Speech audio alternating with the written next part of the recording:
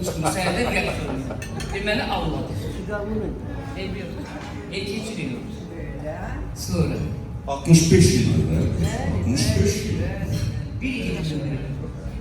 Bir yıl. Yok evet. 2 yıl. Tahminim 2 yıl. Evet, 2 yıldır ömrü. Aziz sağ ol. Hüseyin Hanım'ın deməli ailesi kadar çok yaşamak tanıyorum. Balaları gözümün kapağında büyüyor. Elçinin Moskva'dan hiç de konak olmuş, tələb olanda Hüseyin'in yanına gitmişik. Onun ailesi böyle bizim ailemiz. Biz de diyecek ömürcü Diktirar ailesinde olur. Diktirar ailesi. Ailevi tanıyoruz birbirimizi. Ailevi dostu değil. Elə bir o ailenin şahidiyiz.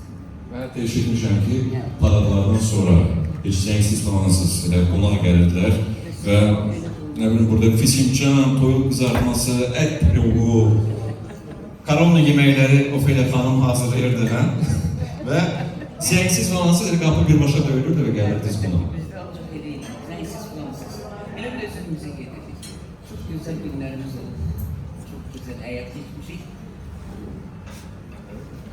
Can sağlığı ama bundan sonra da bir konu yaşasın.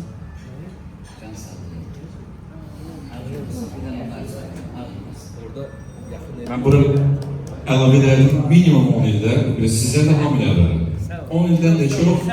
Teşekkür ederim Rozat Hanım, sizə də eyni arzularınızı şartlayın. Hürmətli Şərif Hanım, sizi görməyə çox şadam. Siz neçənci ilə gelib çıxır olur? Necə bilir ki, mən onu bir aparıcı kimi, bir gözəl, yaraşıqlı bir oğlan kimi çox sevirəm. Doğrudan çox sevirəm. Müğənnilərdən bir nəfəri çox sevirəm, onu çox gözəl bilir. Aparıcılar yüreğim və Teymur'un bir aparıcı kimi, bir karizmalı bir insan kimi çox sevirəm. Uğur arasın. Çok sağ olun. Ben tərəfləməyim, xahiş edirəm. Yubileyatınız oradan baxın, buyurun. Yok, buradan baxın. Ne bakıyorsunuz? Ay maşallah.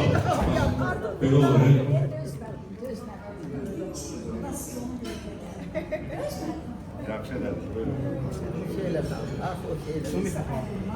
Ofeliya xanım doğrudan da bizim əzizimiz, bizim hem böyüğümüz hem de o kadar Rusların bir sözü var, naif bir insandı ki herden uşaqlaşır.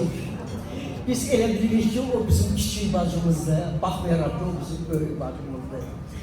Və xüsusilə qeyd etmək istəyirəm Ofeliya xanımın ailəsi, onun qardaşlarını, onun Natella bacısını, biz Natella ilə uzun